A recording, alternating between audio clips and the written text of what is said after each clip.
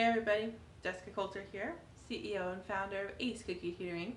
Today we're talking about interaction and how to be engaged and interactive in your classes to make them more fun, to make them more interesting. So before we really jump into these three ideas on how to make class more interactive, I want to know, what do you think about interactions? Do you think they help, or is it something that you don't really need to stay engaged and interested? So let me know down below a yes or no as to whether you like to interact or you think interactions help you, help your child. So the reason we're talking about this is that I'm going to have a whole bunch of awesome events coming up in my group, and group is going to be the place to learn about them, to stay on top of things, as well as get tips like this for interactions. So if you're not already part of my group, Students Aiming for A's, encourage you to check out the link in the description, answer a couple questions, and then join us. So now that you've told me whether interactions are a good thing or a bad thing, this video is really for those of you who want to be interactive, who really want some help engaging in your class.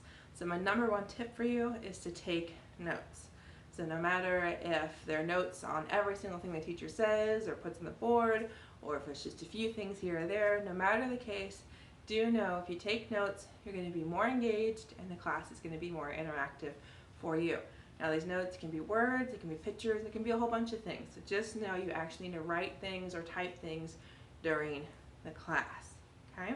Now the second idea I have here for you is something I do a lot, and depending on your age, depending on your child's age or grade level, it's going to be whether you ask class questions all the time in class, at the end of class, if you come before or stay after. It's totally up to you, depends on the school schedule, all that good stuff. But do know, asking questions is a great way to stay interactive and engaged in the class, because if the teacher says something and you don't get it, you've got two choices. You can either do something about it and find out something right then and there, or maybe get some help before or after, or you can do what I would not recommend, which is to be like, oh, I don't know what he's talking about, I don't know what she just said, and move on. That's not what I want you to do, and that's not a good way to stay interactive and engaged with the class. So those are two of the things to make your lecture more interactive, especially if you have a teacher standing there just talking and talking without giving you any chance to really get any feedback or really kind of interact. So take notes and make sure you ask questions. So one more way I want to tell you here in just a second, but if you're just now joining us, do know I'm streaming this to both Facebook and YouTube right now. So make sure you're a follower on Facebook and a subscriber on YouTube so you never miss another live video. So guys, a last way to be interactive in a course, to really engage with it. This is something that I know is great for those of you that don't like to sit still, but do know that it also probably means you need to sit at the back of the class, because you're probably going to be a distraction to others.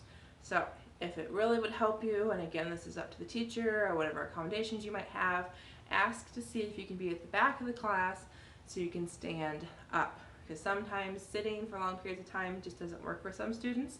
So if you can stand up, that is definitely going to help you, because if you're standing, you're going to have to stay focused on the class, because if you don't pay attention and you fall asleep, well, where you were standing, but you're not going to be standing for very long because you're probably going to fall down, which everyone will know, and you know, don't want that to happen, don't want anyone to laugh at you. So definitely encourage you to stand up if that would help you stay more engaged.